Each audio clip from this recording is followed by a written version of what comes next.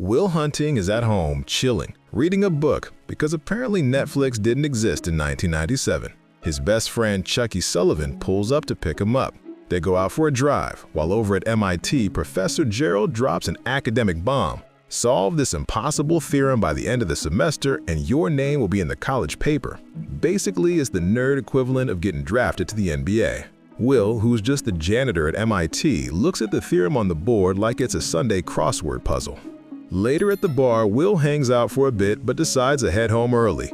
After all, nothing's sexier than solving a theorem at 11 p.m. on a Friday. The next day, there he is, scrubbing the floor and casually solving the big problem on the chalkboard like it's an easy Sudoku. Meanwhile, Gerald discovers someone cracked the question, but no one's claiming credit. Will and Chucky go to a baseball game and end up fighting with an old childhood enemy. The fight gets so bad the cops show up, and Will, as usual, ends up in jail. Gerald, on the other hand, realizes that the mysterious janitor is actually a math genius. He looks like a guy who just found out his dog can play the piano. At a Harvard bar, Chucky tries to impress some girls by pretending he's an Ivy League student, but Clark, an arrogant jerk, shows up ready to humiliate him. That's when Will steps in and completely destroys the guy in a verbal showdown, exposing him for plagiarizing books. Clark walks away embarrassed. Skylar, the girl who's interested, is charmed, and Will scores her number. Moral of the story? Sometimes being smart really pays off. The problem is, Will keeps getting into trouble. He's taken to court for assaulting a police officer, and we learn about his tragic past in abusive foster homes. Gerald offers to help but sets two conditions: keep working on math and go to therapy. Will agrees, but treats the therapy sessions like open mic comedy. He only starts to take things seriously when he meets Sean, a widowed therapist who doesn't put up with his crap. Sean drops an epic truth bomb on Will. You know everything, but you've never lived anything.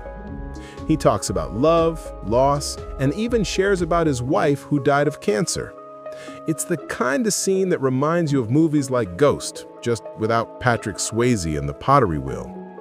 This is the turning point when Will begins to realize that life isn't found in books, but in experiences. Meanwhile, his romance with Skylar blossoms. They go out, have fun, and she even asks him to move to California with her. But when things get real, Will self-sabotages, fights with her, and drops hard truths. He has no siblings, he's an orphan, and he's lived through serious trauma. It's an intense scene.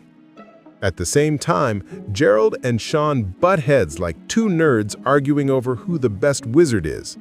Gerald wants Will to pursue math. Sean thinks he should find his own path. Will, as usual, makes a mess of it. He sends Chucky to one of his job interviews. Imagine the recruiter's faces when Chucky starts talking nonsense.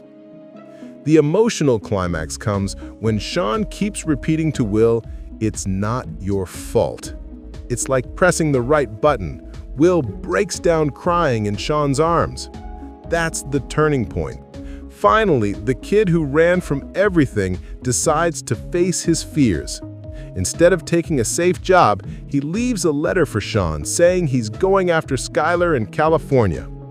When Chucky shows up to pick Will up for their usual hangout and realizes his friend isn't home, he just smiles, proud that Will finally made a move. Will driving toward California isn't about running away, it's about living. It's a leap into the unknown, an act of courage. Interestingly, Matt Damon and Ben Affleck wrote this script when they were just two unknown young actors, and they won an Oscar for it.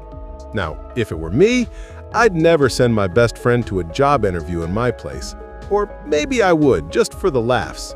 But I definitely would have done what Will did, take a chance on love. The movie makes it clear. Intelligence means nothing without vulnerability and the courage to open up. Now tell me, if you had Will's genius, would you use it to chase a brilliant career or to run after a great love like he did? Personally, I'd run after love. To be honest, I'm still running. But tell me what you'd do. I can't wait to read your comments. See you in the next video. Take care.